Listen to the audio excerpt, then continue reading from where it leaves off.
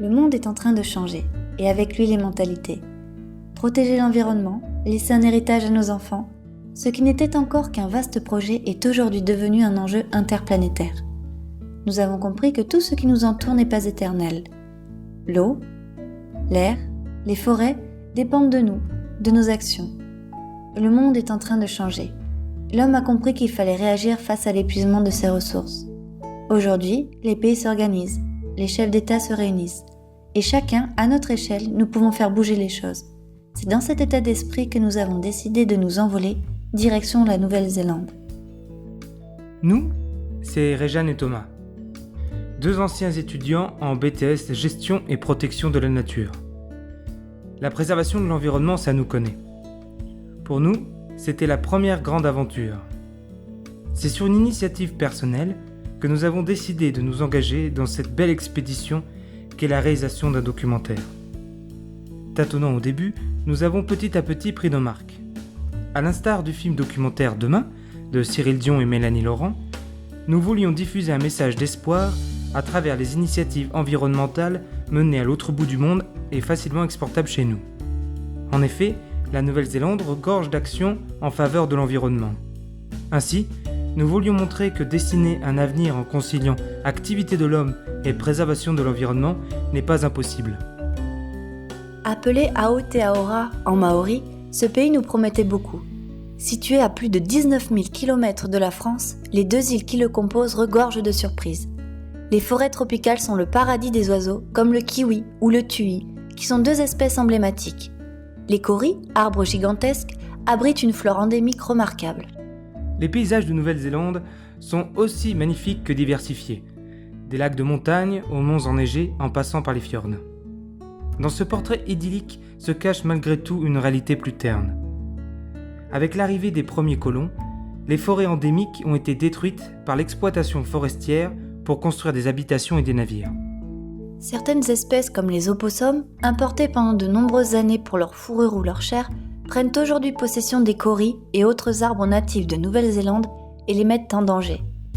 Certains habitants voulaient retrouver les paysages de leur Angleterre natale, ils ont ainsi encouragé la propagation des plantes qui n'avaient pas leur place dans les écosystèmes des 2 îles. Ces espèces importées font aujourd'hui concurrence aux espèces endémiques. Les autorités s'organisent pour sauver leur forêt, un trésor inestimable. Le rapport entre les Néo-Zélandais et leur environnement est très fort, ancré dans leur culture. Conscients de la place qu'occupe la conservation de la nature pour le futur, les initiatives au service de celle-ci peuplent le pays. Dès leur plus jeune âge, sur les bancs de l'école, les enfants sont sensibilisés à la protection de l'environnement. C'est à la rencontre des acteurs de demain que nous avons sillonné les routes de Nouvelle-Zélande afin de faire d'eux de véritables porteurs d'espoir, des ambassadeurs de l'environnement. Pour notre périple, nous voulions être au plus près de la population et être libres dans nos mouvements. Pour cela, nous nous sommes lancés dans la fabuleuse aventure que représente l'achat d'un véhicule. Après quelques déboires qui font partie du jeu, nous avons récupéré une voiture aménagée qui nous a permis de parcourir plus de 4000 km et aujourd'hui de vous offrir ce documentaire. Nous prenons la route direction Birkdale, un quartier d'Auckland. Fabrice, un expatrié français, nous reçoit pour nous parler de Kaipatiki Project. Il s'agit d'un projet communautaire de réhabilitation des espèces endémiques de Nouvelle-Zélande. Le centre possède une pépinière avec une nurserie dans laquelle poussent des espèces endémiques destinées à être plantées partout sur le territoire. On a des très grandes forêts en Nouvelle-Zélande, mais ce sont des forêts d'espèces exotiques qui n'ont rien à voir avec l'écosystème qui est ici. Et le problème d'un écosystème, c'est dès qu'on commence à enlever un élément, eh ben, ça devient bancal et à un moment donné, ça se casse la figure. Et ici, c'est le cas. Comme le changement, c'est un changement d'ordre humain, pour rectifier, pour remettre les choses à l'équilibre, il faut de nouveau une intervention humaine. Donc, il faut faire quelque chose, il faut donner un coup de pouce à la nature. Et c'est ce qu'on essaye de faire. À Kaipatiki, déjà, on a un projet de reforestation, c'est-à-dire on régénère la forêt naturelle. Mais aussi, on essaye de donner un petit coup de pouce pour changer les attitudes, pour éduquer les gens, pour démarrer la machine. Il y a un vieux cliché, pourquoi commencer un combat perdu d'avance? C'est la personne qui marche sur la plage, et sur la plage, sur le sable, il y a des milliers d'étoiles de mer. Il y a une grande marée ou un truc comme ça, il y a des milliers d'étoiles de mer. Et il y a un type, il regarde un autre type qui marche sur la plage et il fait 5 mètres et tous les 5 mètres, il ramasse une étoile de mer et il la jette dans la mer. Il y a des milliers. Alors il voit ce manège et puis il va voir ce type-là, mais il dit mais qu'est-ce que vous faites? Il prenait une étoile de mer, il y en a des milliers, qu'est-ce que ça change? Et le mec se penche, il ramasse une autre étoile de mer, il la jette, il dit ça change quelque chose pour celle-là. C'est ce qu'il faut faire, il faut commencer, et, il y a beaucoup de choses à faire, mais il faut commencer. Donc ce qu'on essaie de faire nous c'est ça, c'est éduquer les jeunes, les vieux, expliquer qu'il y a beaucoup de choses qui se passent parce que les gens ne savent pas. Le problème de ce qui arrive au monde aujourd'hui, c'est que les gens ne sont pas au courant, ils ne comprennent pas, ils ne voient pas le futur. Donc notre rôle c'est ça, c'est d'éduquer, de former, et puis il faut commencer. Donc commencer quelque part, c'est ce qu'on fait pousser des arbres et on les plante. Pour en revenir au problème à la question de la communauté, il faut que ce soit un projet communautaire parce que il faut qu'on aille au-delà de simplement planter des arbres. Il faut qu'on apprenne aux gens à planter des arbres et à respecter, à comprendre comment le système marche autour. On essaye aussi de renvoyer l'ascenseur, à savoir que comme c'est la communauté qui nous permet d'exister, on essaye, nous, d'englober la communauté. Donc, dans les bénévoles qu'on va avoir, on a des gens comme moi qui ont un intérêt dans les questions de nature, de conservation. Mais on a aussi, on essaie d'intégrer d'autres personnes dans la communauté. Donc, on a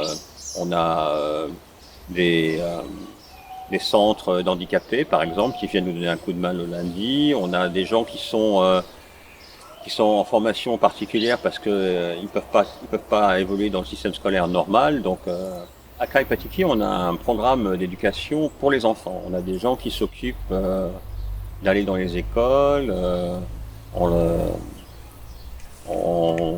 familiarise les enfants avec des espèces locales, on remplace des coins de pelouse dans les écoles par des choses qui sont typique à la Nouvelle-Zélande. Et puis surtout, on leur apprend qu'il y a un rapport particulier entre l'homme et la nature et que on leur apprend à regarder les choses et à comprendre les choses. On éduque les enfants, ça éduquera les adultes, mais nous, on a aussi une partie qui éduque les adultes. Tout ça, ça se concrétise quand on a des actions combinées. Par exemple, on fait bien pousser des arbres et tout ça, mais après, il faut les planter. Et une façon de voir qu'on a réussi à quelque chose, c'est quand on organise des journées où on plante, on bouge 700 ou 900 pots, et on lance un appel, et là on va avoir 150 personnes qui vont arriver, si tout ça c'est planté. Donc il y a 5-6 ans, c'était que de la pelouse. Donc on voit les effets de ce qu'on fait. Et c'est important que les enfants voient les résultats des leçons qu'ils reçoivent. Et qu'on espère le message va se diffuser et qu'on aura ici de plus en plus de bénévoles et puis que ça va changer un peu les choses, quoi. On aura moins de forêts de pins et plus de parcs naturels avec les espèces locales. Direction Peria, petite communauté située à 28 km de la grande ville de Kateya. La prochaine étape nous emmène à l'exploitation apicole Mills Farm. C'est Marina qui nous accueille les bras ouverts. Les miels qui sortent de l'exploitation sont certifiés biologiques mais également UA Paracore, un label maori qui est une certification environnementale mais également éthique. Il a pour but de promouvoir le savoir-faire maori, le partager et le pérenniser. People will live more in harmony in nature or not. Yes, I believe, especially if the generation who is 20, 30 now. So I believe they are very orientated to live in harmony in nature, and and something very positive happened in different countries. People start to understand what the priority is ecosystems. Everybody want to live. Most of people live in a piece of land, have a garden, and think it's very popular to be orientated to nature, not to using chemicals. It's not already very modern. So our belief is nature, a relationship with nature will be close and close, but in human and ecosystems. Why I decided to work with nature, this was my dream always since childhood, because I always like nature. I like insects, bugs and butterflies and frogs was always in my pockets, and sort of have interest. Animals, always have animals. Even in apartments in Moscow, I had tortoise, believe it or not, total 25 years. I was young, and because it's easy to keep in apartments. And but as well was background. My mom was working for Ministry of Agriculture of Soviet Union all her life, and it was in background all the time. Mom's business, mom's projects. She take me very often to agriculture cooperatives, colхоз and совхоз, and see beekeeping. And I started. We always have a bees. And from 12 I started beekeeping. My father was beekeeper all his life until he's 90, passed away. And my mother's side was beekeepers and family. I'm from Moscow, but I always have interest in parks, in anything little nature in the city was exciting me. À quelques kilomètres, nous nous arrêtons à Peria School, une école engagée dans des programmes environnementaux et dans l'énergie renouvelable. Elle a rejoint le label EnviroSchool. Nous rencontrons Jason, directeur et professeur de cette école communautaire maori. L'école possède un potager, un verger et une nurserie de plantes endémiques. C'est un jardin où tout le monde est le bienvenu. We are a small school. We have 40 children in our school at the moment. So we have 2 classroom teachers and myself. And we are right up at the top of the North Island of New Zealand. In Peria, we have a very strong community of looking after the environment. And we have a lot of people who live off the land themselves. And so they have they are very environmentally aware. We call them the alternative lifestyle community. We live in a part of New Zealand that is very sunny, and so we enjoy a lot of sunlight, and we knew if we could get solar panels, it would, in the long run, it would be cheaper for the school, but more importantly, it would be better for the environment. And so we invested in some solar panels, and we now have 40 solar panels on our school roof in the hall, and that's producing in summertime all of our power needs, and in wintertime around 80% of our power needs. So it's very exciting for us, a very, very new thing that we've done for our school. Yes. The environment is a big part of who we are as a school. It's a big part of our community. And so as a result, we need to make that part of our children's learning. So not just something they do as well as reading, writing and maths, but it needs to be reading about the environment, writing about the environment, creating art about the environment. And so we've tried very hard at Peria School to make the environment part of all parts of learning in our school. And so we have a lovely food forest that we planted 15 years ago that the children can eat from. We also have a little shade house where we grow native seedlings, so little tiny plants to help, so we can actually replace the trees in our environment. And some of them we have sold to people, some we have given so that they will plant and help provide food for the birds, so that we can bring the birds back into our environment again. So yes, those are all parts of the special part that is Peria School, definitely. Notre périple se poursuit direction Hastings, sur la côte est de la Nouvelle-Zélande. Nous rencontrons James Beck, patron de ce restaurant au slogan évocateur « Think Global, Eat Local ». Comprenez, pensez global, mangez local. C'est tout à fait représentatif du projet de James, qui est de proposer de la nourriture pour ses clients avec des produits locaux et pour la plupart certifiés biologiques. Hello, my name is James Beck, and this is my cafe restaurant Taste Cornucopia, and we've been here for 5 years now. And we call ourselves an organic cafe, which means we use as much as possible organic and local ingredients. And so we call ourselves that, but we try not to sell ourselves as that. So we try to be a cafe that does really good food, and that just happens to be organic. And we've had a pretty successful 5 years, so it's worked well. Why did I choose to work with organic and local products?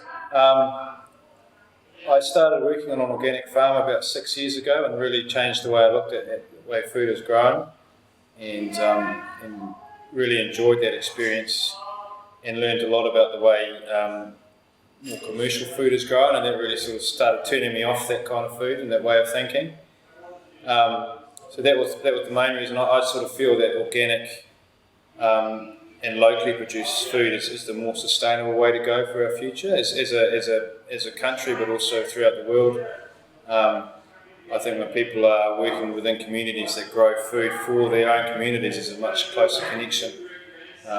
And so the cafe was part of that process to show that we could use and cook and serve organic food in a way that worked. Are our prices more expensive? Sometimes yes, but sometimes no. So for many things like dairy and butter and things like that, it's always going to be more expensive to go organic for the reasons that it's more expensive to produce.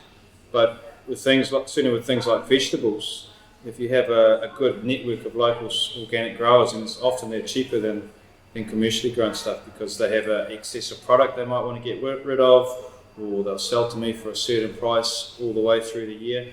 So in general it is a bit more expensive, but not always.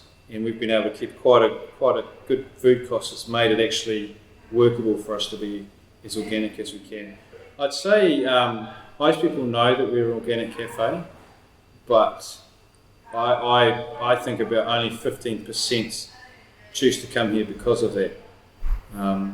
And the rest choose to come because we also give a really good product that just happens to be organic. I think it's very hard because there's a whole corporate agenda in making people think that food should be cheap, and that's what you see in all the big supermarkets, super cheap food. So it's when people don't have much money, then they're going to pay less for food. So yeah, I think it's a really hard thing to. And what we try and do is, as I said, is we can get a few people thinking, oh, this is really good, and then, oh, it's also organic, and then they'll start thinking differently about it. Quelques kilomètres nous séparent de notre prochain lieu de rencontre, Auntie's Garden.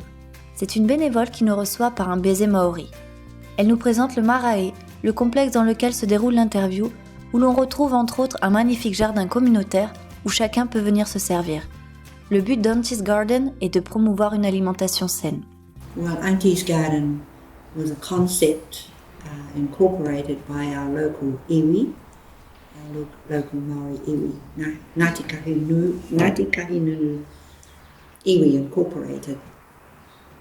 And it was a concept to bring Maori producers, or Maori growers, whether it's cheese, flowers, honey, garden,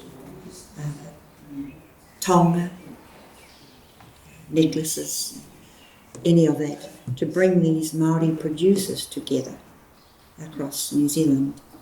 And so they brought the concept together and called it Auntie's Garden.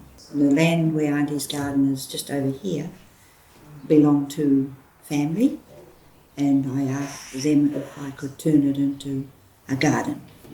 So they were happy to have us turn it into a garden.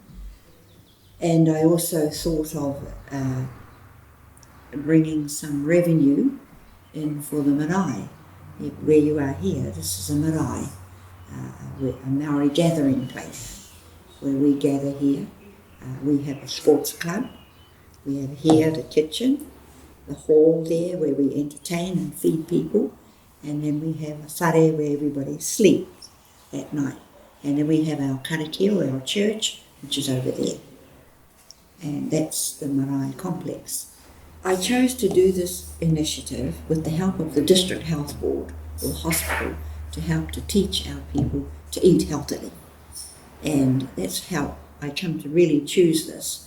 And it also, they funded us, so it was also an opportunity to develop the garden how I wanted it developed and to grow all sorts of vegetables. So that's why I did it, for our families, for the wider community. And because we have so much, We invite the public to come in and select their own vegetables. We provide environmental education for both adults and children. Many people come to this garden. Some just come. There are some programs that are specially designed and organised for people to come, but people just come. We run the EIT, or secondary education. It's not secondary, it's sort of university education for horticulture and in the garden. And we have had that for last year, and again next year we'll have the same classes. Anything from 10 to 15 students come 4 times a week, and we teach them gardening practices, we teach them cooking, we teach them other theoretical questions, paperwork, as well as practical. We also have classes come from the local schools.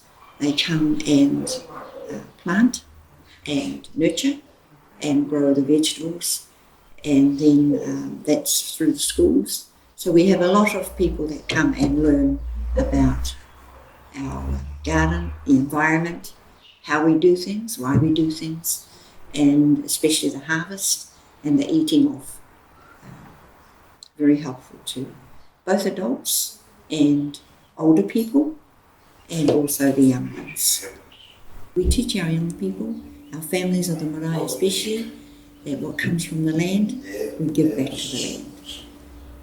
And that's very important. In our garden, nothing is sprayed in our garden. It's all pure food. We use compost. We make our own compost. It's important to realise that, how shall I say, we're not here by accident, and neither are the things that we do. There's so much learning in the world that needs to go back in the environment. I mean, the world was made for man, and man was made to nurture our world, but there are powerful people out there in the world that only think about power and money and what they can make. But we have to look after what we have and nurture what we have for future generations. Ce voyage à l'autre bout du monde nous a permis de faire des rencontres humaines que nous n'oublierons pas. Des personnes qui font de l'avenir de notre planète, leurs projets professionnels, leur philosophie de vie. Loin d'être utopiques, les projets que nous ont présentés ces ambassadeurs sont parfaitement transposables dans l'Hexagone, mais également dans le monde entier. Changer le monde, cela passe par le choix du type d'agriculture. Cela passe aussi par la sensibilisation à l'environnement dans les écoles, à un enseignement pratique. Donc le message, c'est que il faut commencer. Il faut commencer à faire quelque chose. Bon, ça peut être c'est de commencer à comprendre, ou il y a des choix en tant que consommateur, ou il y a des tas de choses à faire. Il faut comprendre. Une fois qu'on a compris, il faut essayer de faire passer le message. Et puis, je reviens à mon histoire de l'étoile de mer. C'est pas parce que la tâche est énorme qu'il faut se croiser les bras en disant on n'y arrivera pas. Donc, il faut commencer à faire quelque chose. Moi, je suis un peu comme tout le monde. Hein. J'ai 57 ans, j'ai réfléchi, des choses comme ça. Et bon, j'ai des idées comme ça, mais pendant longtemps, j'ai eu que ça, des idées.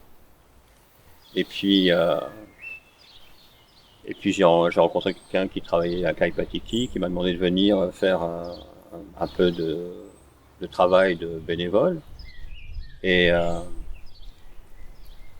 j'ai compris qu'il fallait pas seulement parler des choses, il fallait aussi mettre la main à la pâte.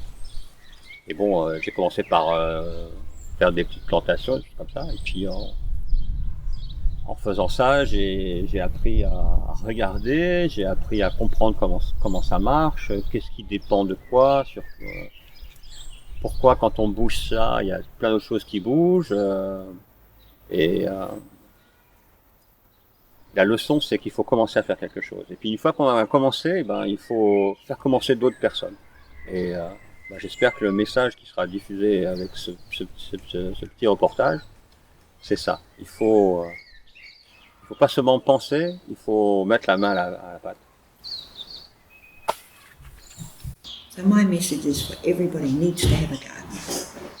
Everybody needs to grow your own food and to share what you have with others and just to have joy doing it. And I have that joy from doing that, from teaching others. So that's my mission. Everybody needs to get their hands dirty. Look at my hands, my nails are filled with earth, but it gives me great joy and much pleasure. And I would like to have everybody have that joy and pleasure that I receive from doing what I do. And I know my grandchildren, I have 11 of them, they all work in the garden. And I have taught them so that to have the joy that I have had when they get older, they will remember what they have been taught. So that is my message to everyone. Just grow food, good food, pure food. We're supporting the organic movement because I think it's the way of the future. But yeah, it's a struggle because a lot of people either most people don't even think about it or care about it, and a lot of people think it's not the future. That the future is through cheaper vegetables or genetically modified this or that. So my message is that's not the way. I think the way is organic and local. Yeah. The message we would like to spread that it doesn't matter if you're a big school or a small school, if you're an individual or if you're a group, if you want to make a change, if you want to do something positive for the environment, you can do it. I guess my message would be don't give up. Always try, keep trying, because you never know who's around the corner or who's there sitting on the sidelines ready to help. Maybe not lead, but the moment you start leading, they join you and they support you and you get there. So don't be shy, give it a try. I would say yes, definitely, especially for the environment. Yeah. Que l'on soit restaurateur, agriculteur, professeur, étudiant, patron d'une entreprise ou simplement citoyen, chacun d'entre nous a un rôle à jouer dans l'écriture d'un futur en accord avec la nature. En tant qu'être humain et principal acteur responsable de la pollution, c'est un de nos devoirs de préserver notre planète. Nous dépendons d'elle et la survie de beaucoup d'espèces dépend de nous, de nos actes. Changer le monde. Tout n'est pas perdu, il est encore temps de réagir. Ces acteurs nous ont montré que c'était possible. À nous de suivre le mouvement. Nos enfants nous remercieront. Nos enfants nous remercieront.